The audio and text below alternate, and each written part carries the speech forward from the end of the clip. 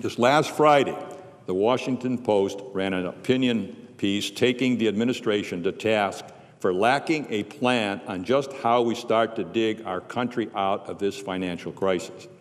The article details Treasury Secretary Geithner's trip to Beijing 2 weeks ago when he went to reassure China, the world's largest holder of our Treasury debt, as I've mentioned, that lending money to the U.S. government is still a wise thing to do. He said, in the United States, we are putting in place the foundations for restoring fiscal sustainability. In a moment that all Americans should consider a wake-up call, Mr. Geithner was met with laughter. Laughter when he told a group of Chinese students that their country's assets were very safe in Washington. And Mr. President, or Madam President, I'd like to submit this Washington Post article for the record. The title of it is No Laughing Manner: Why the U.S. Needs to Get Serious About Long-Term Budget Deficits. Without objection. This week, as you know, President Obama announced a plan to reenact statutory pay-go. Now, what is pay-go? Pay-go basically is this, that if you want to spend more money, you either have to find other spending that you're going to reduce, or in the alternative, you're going to have to raise taxes to pay for it. Or in the alternative, if you want to reduce taxes, you're going to have to raise other taxes to make up for it, or in the alternative, cut spending. But you got to balance them up. Unfortunately, in his plan, he exempts the 201, 203 tax cuts, patching the alternative minimum tax, updating physicians' payments in Medicare. We all know what that problem is. I don't know, Madam President, what it is in your state, but we got doctors now that are not taking Medicare patients because the reimbursement is so low. And last but not least, modifying the estate tax. They'd be exempt from these pay-go rules. And folks, I believe this is intellectually dishonest. This does not reflect the high standards the President has set for his administration, and in my opinion is more like the smoke and mirrors of the past that got us into the mess that we find ourselves today. Maya McGinnis, president of the Committee for a Responsible Budget, puts it like this. It's like quitting drinking. And she was referring to the president's pay-go announcement. Here's what she says. It is like quitting drinking, but making an exception for beer and hard liquor.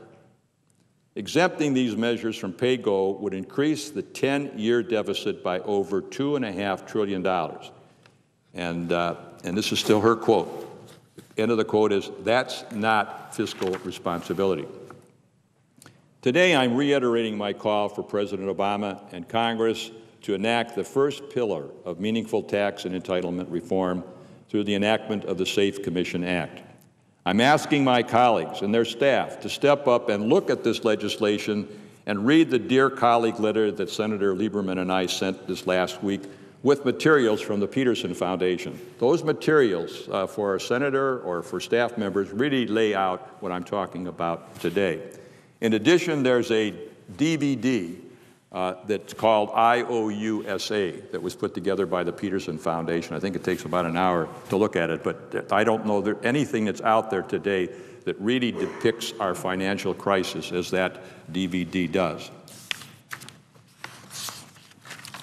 The SAFE Commission we're talking about would create a vehicle much like we do for the BRAC process to take on the tough issues of Social Security, tax reform, and creating by a vote of 13 out of 20 members. There'll be 20 members on the commission. 2 of them would be from the administration, but it would take 13 out of 20.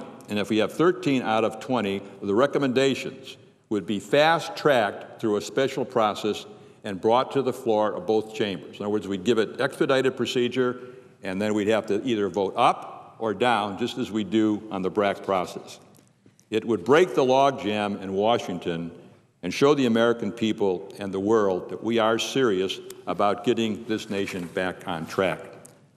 Madam President, for the life of me, I cannot understand why President Obama doesn't support this concept. I know that he's getting a hard time from Speaker Pelosi and from several other members there in the House of Representatives, although Steny Hoyer is in favor of a commission approach to solving our entitlement and tax reform crisis. We all know that we can't get this done through the regular order of business. We know it. We won't be able to get it done. And the proof of it is we haven't been able to do it thus far. And so we're going to need the commission. Everybody understands that we're going to need it. And as I say, if I were the president, if I were the mayor of Cleveland, governor, and I know the president wants to move on health care, I know he wants to move on climate change, but he's got to know that from a substantive point of view and a political point of view, he's going to have to do something about this long-term financial crisis that we find ourselves. And it would seem to me that he could go forward with climate change, he could go forward with health care reform, get the commission formed. It'll take the commission at least a year to finish its business. And think of this. If the commission is able to get 13 out of 18 members to come back with a bipartisan solution to dealing with tax reform and entitlement reform, that would be wonderful. It would take that issue off the president's plate.